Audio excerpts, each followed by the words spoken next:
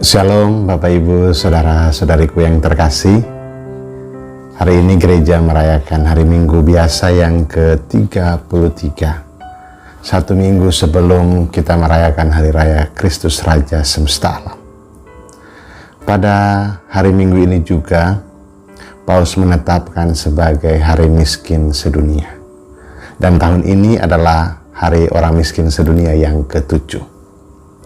Bapak Ibu Saudara-saudari yang terkasih, di dalam kehidupan kita setiap hari kita sering kali mendengar tentang soal jaminan hidup. Kalau orang kredit motor, kredit rumah, selalu memberi jaminan. Jaminannya apa? Atau kadangkala dalam percakapan, perjumpaan kita, orang meminta kita lalu bertanya, lalu jaminannya apa? Karena dari jaminan itu membuat kita lalu merasa ada kepastian. Membuat kita merasa yakin. Begitu juga dengan orang yang memberi pinjaman dan kredit.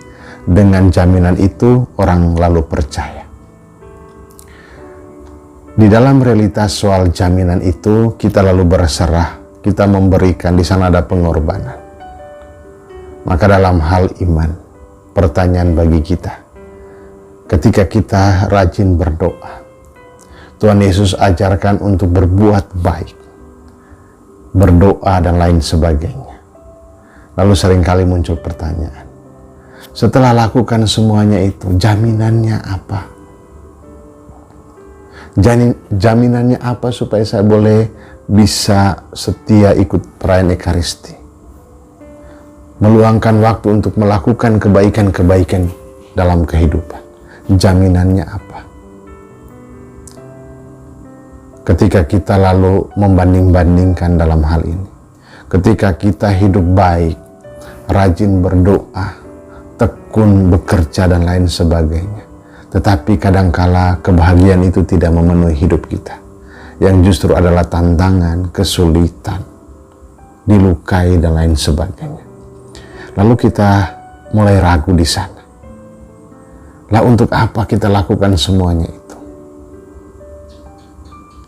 Sabda Tuhan hari ini, terutama dalam bacaan kedua, mengajak kita semua.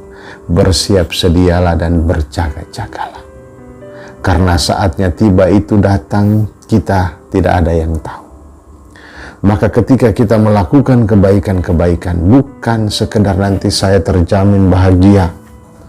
Saya berbuat baik, saya mengasihi sesama supaya terjamin ini dan itu. Injil menegaskan kepada kita, jaminan bagi kita semua orang yang percaya adalah hidup kekal dan Kristus sebagai penjaminnya. Kristus menjadi jaminan hidup kita. Dia menegaskan bahwa aku sudah memberikan segala sesuatu, pengorbanan dan lain sebagainya. Dan barang siapa hidup berjaga-jaga sehingga saat kedatangannya ia mendapati kita dalam iman, maka kehidupan kekal menjadi bagian dari hidup kita.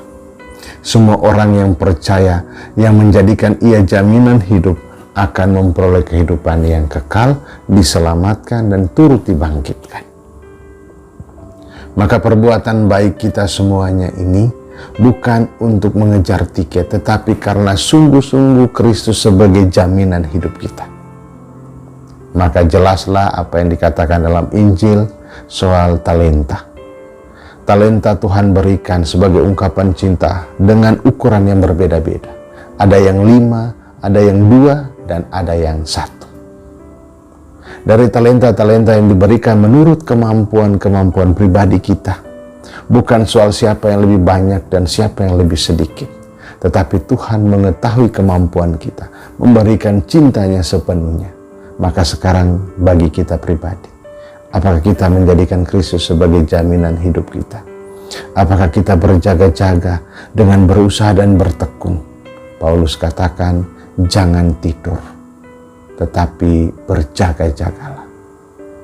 Kalau kita tidak tidur, maka kita berusaha, kita bertekun, bekerja dan lain sebagainya. Dengan cara apa? Teguh dalam iman, mengamalkannya dalam cinta kasih, dan senantiasa penuh pengharapan.